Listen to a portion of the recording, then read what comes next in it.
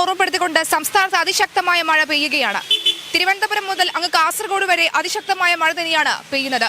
പലയിടങ്ങളിലും വെള്ളക്കെട്ടും ഭീതിപ്പെടുത്തുന്ന ഓരോ ദൃശ്യങ്ങളുമാണ് പുറത്തുവരുന്നത്. ആ ഭീതിപ്പെടുത്തുന്ന ദൃശ്യങ്ങളിലേക്ക്. കഴിഞ്ഞ വർഷങ്ങൾക്ക് സമാനം ഇക്കുറിയും ഓഗസ്റ്റിൽ കേരളത്തിന്റെ നെഞ്ചെടുപ്പ് ഉയരുകയാണ്.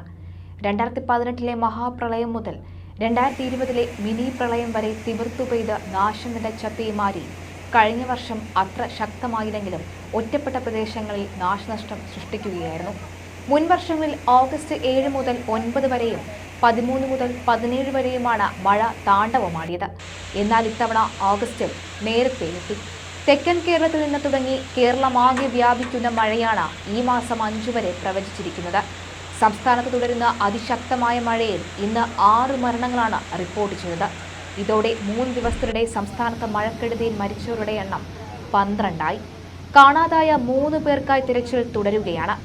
പേരാവൂരിൽ ഉരുൾപൊട്ടലിൽ 2.5 വയസ്സുകാരി അടക്കം 2 പേർക്ക് ജീവൻ നഷ്ടമായി. ഒഴുക്കിൽപ്പെട്ട് 3 പേരുടെ മൃതദേഹം കണ്ടെടുത്തു.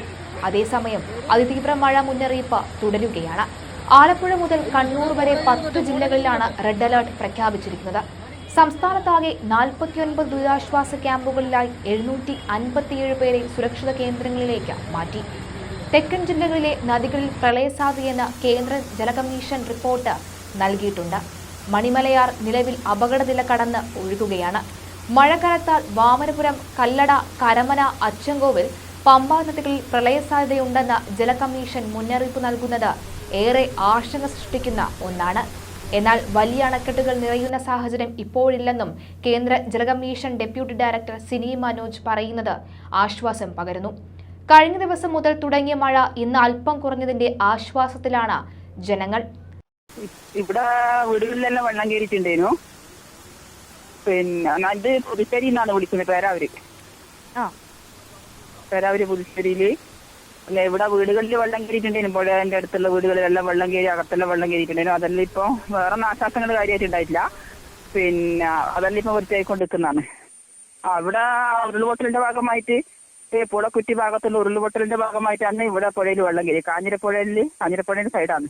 ഇവിടെ ഒരു 3-4 വീടുകളിൽ വെള്ളം കയറിയിട്ടുണ്ട്. പക്ഷെ നാശനഷ്ടങ്ങളൊന്നും ഉണ്ടായിട്ടില്ല. വെള്ളം അകത്ത് വരെ വെള്ളം കയറി. അവരെല്ലാം വേറെ വീടുകളിലേക്ക് പോയി. രാവിലെ തിരിച്ചു വന്നിട്ടുള്ളത്. എന്നിട്ട് അവർക്കും വീടെല്ലാം വൃത്തിയായിക്കൊണ്ട് വെള്ളം ഇറങ്ങി. അപ്പം അവര് വീട് വൃത്തിയായിക്കൊണ്ടിരിക്കുന്നതാണ്.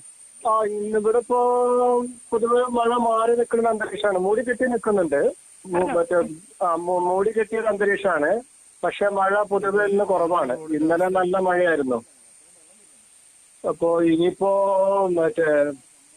ഡാം തുറക്കുന്നുണ്ട്. അപ്പോൾ പുഴയിലൊക്കെ വെള്ളം കൂടുതൽ വരുന്ന പ്രതീക്ഷിക്കുന്നു. എന്നാലും ശരി, മറ്റ് പ്രദേശങ്ങളിലെല്ലാം അത്ര പ്രശ്നം പൊന്നാനിയിലില്ല.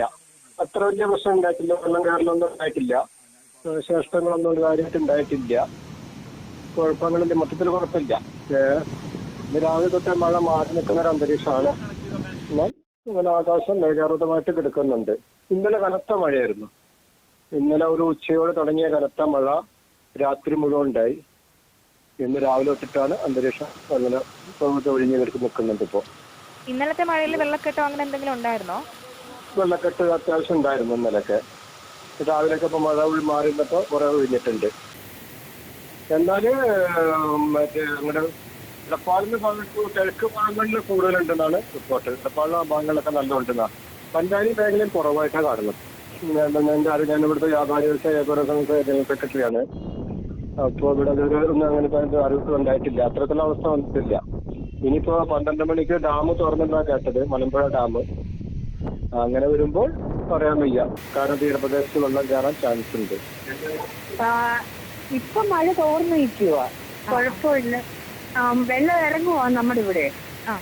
ഇന്നലെ വെള്ളം കയറുന്നുണ്ടായിരുന്നേ ഇങ്ങോട്ടെ, കയറ്റുമായിരുന്നു. നമ്മുടെ ആ ഭാഗം കീഴായിപ്പള്ളിയിൽ കയറുമായിരുന്നു. ഇപ്പൊ ഇറക്കമാന്നാ കേട്ടെ, വെള്ളം ഇറങ്ങുന്നുണ്ടെന്നാ. ഇനി അറിയത്തില്ല, എവിടെയെങ്കിലും മഴ പെയ്യുവോ ഉരുള് പൊട്ടുവോ എല്ലാം ചെയ്താല് വെള്ളം ഒരു സ്തംഭിച്ചു തന്നെ നിൽക്കുവോ. ഇപ്പൊ കുറേശ്ശെ ഇറക്കമുണ്ട്. ക്യാമ്പ് തുറന്നിട്ടുണ്ട്, മലപ്പുള്ളിയിലും തുറന്നിട്ടുണ്ട്, കീഴായിപ്പൂരും എല്ലാം തുറന്നിട്ടുണ്ട്. കുറെ പേര് ആൾക്കാര് ക്യാമ്പിലോട്ട് മാറിയിട്ടുണ്ട്. ഇല്ലില്ല, ഇവിടെ ഒന്നും ഉരുൾപൊട്ടലോ ഒന്നുമില്ല. ഈ വെള്ളക്കെട്ട് മഴ ഒരു ശമനമായിട്ട് നിൽക്കുക. വെള്ളം ഇറങ്ങും. ഞങ്ങളത്തേന് ഏകദേശം സ്തംഭിച്ചിരിക്കുവാണ്. ഇടിപിടിയിൽ ഇറങ്ങുന്നില്ല, എങ്കിലും കുറേശ്ശെ ഇറക്കും. മല്ലപ്പള്ളി താലൂക്കിൽ 2 ഇതുണ്ട് ക്യാമ്പ്, ദുരിതാശ്വാസ ക്യാമ്പ്. ഒന്നും പ്രശ്നമില്ല. വെള്ളത്തിന്റെ ലെവല് താഴ്ന്നുകൊണ്ടിരിക്കുകയാണ്.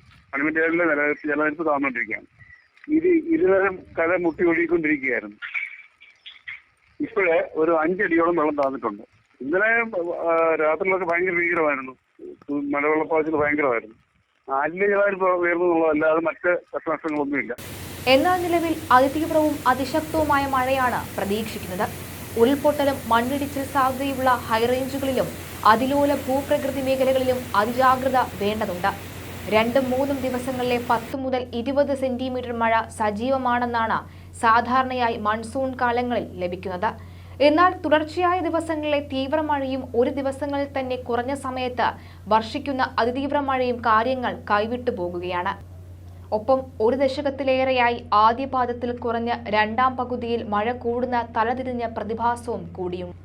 ഞായറാഴ്ച രാവിലെ 8:30 മുതൽ തിങ്കളാഴ്ച രാവിലെ 8:30 വരെ 21.7 മില്ലിമീറ്റർ മഴയാണ് കേരളത്തിന് ലഭിച്ചത്. ഞായറാഴ്ച 961.1 മില്ലിമീറ്റർ ലഭിച്ച മഴ തിങ്കളാഴ്ചയായതോടുകൂടി 982.8 ഉയർന്നു. ഇനിയൊരു പ്രളയം കൂടി മലയാളിക്ക് താങ്ങാവുന്നതിലും അപ്പുറമാണ്. നാളെ നേരം പുലരുമ്പോൾ ജീവനുണ്ടാവണേ ദൈവമേ എന്ന പ്രാർത്ഥനയാണ് ഇന്ന് ഓരോ മലയാളിക്കും.